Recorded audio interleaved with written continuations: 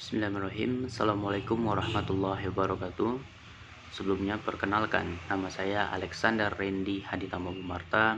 Saya perwakilan dari kelompok 4 yang akan mempresentasikan hasil diskusi dari kelompok kami mengenai mata kuliah perancangan dan pengembangan kurikulum. Di dalam kelompok ini terdiri dari 4 orang.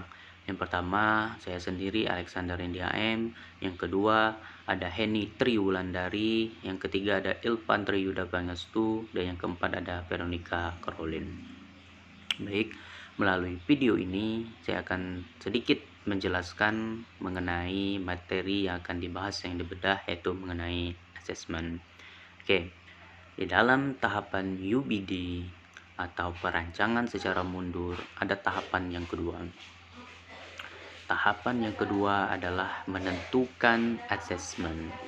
Setelah mengetahui tujuan pembelajaran, setelah guru atau pendidik menentukan tujuan pembelajaran, tahap berikutnya adalah menentukan assessment yang sesuai agar guru mempunyai informasi atau mengetahui apakah tujuan pembelajarannya sudah dirancang, sudah mencapai target, sehingga perlu tahapan assessment.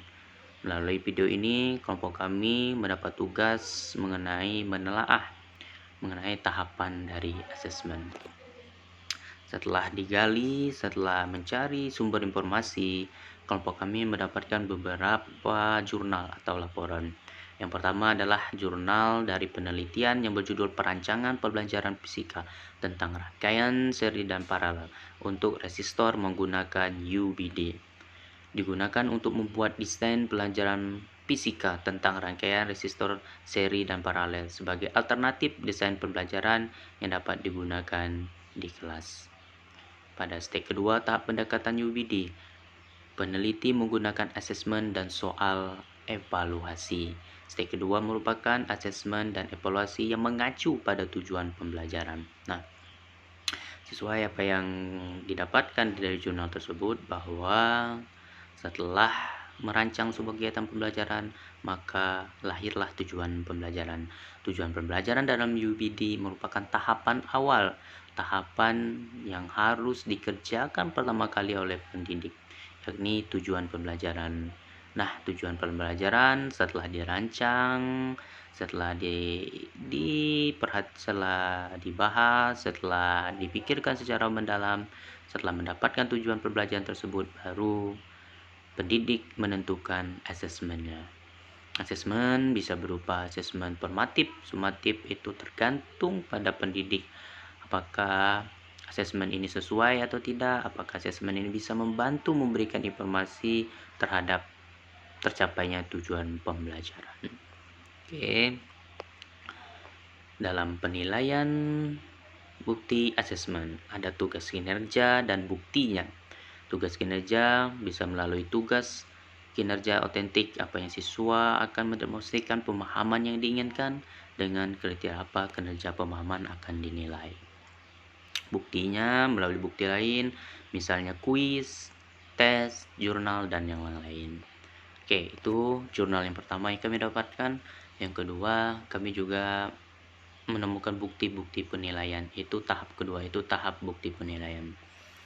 Ini hasil diskusi atau hasil observasi atau pencarian jawaban yang dilakukan oleh Veronica Caroline, mana didapatkan bahwa tahap ini menunjukkan bukti bahwa peserta didik telah mencapai hasil diinginkan dalam memenuhi standar.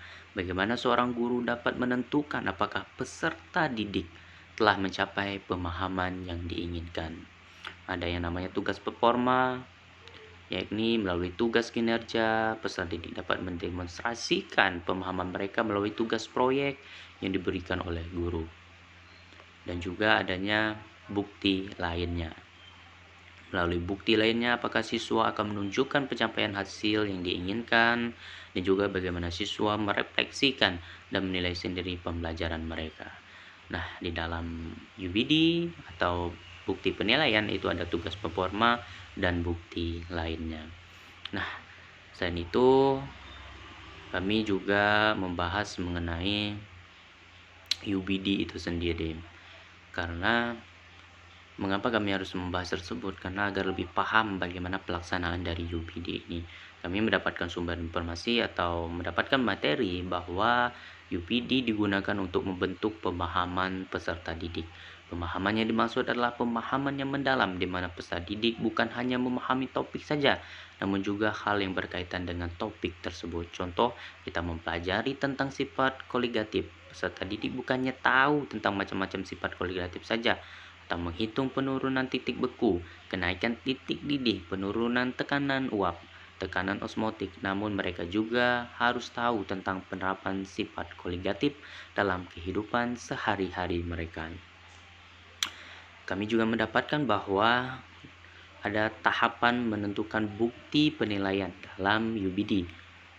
Backward Design mendorong guru dan perencana kurikulum untuk mempelajari bukti penilaian terlebih dahulu sebelum merancang pembelajaran, karena bukti penilaian ini merupakan hasil identifikasi dari hasil yang diinginkan yang telah diidentifikasi pada tahap pertama.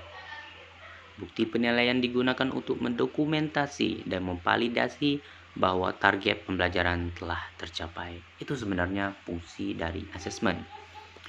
Baik itu formatif, sumatif, itu untuk mengetahui apakah tujuan pembelajaran itu sudah tercapai.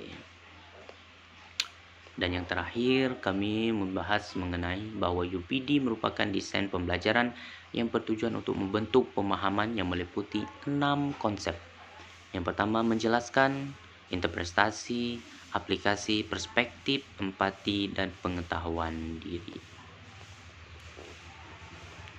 Dan ini kami juga tampilkan bagaimana hasil dari instrumen tugas proyek dari kelompok kami. Ada lembar observasi dan juga rubrik penilaian. Di dalam asesmen atau di dalam modul, rubrik itu sangat penting agar proses penilaian dapat berjalan dengan baik apabila ada rubrik penilaian di dalamnya. Dan juga kami melampirkan lembar penilaian teman sebaya, rubrik penilaian untuk kinerja. Itu hasil pembahasan dari kelompok kami. Terima kasih. Assalamualaikum warahmatullahi wabarakatuh.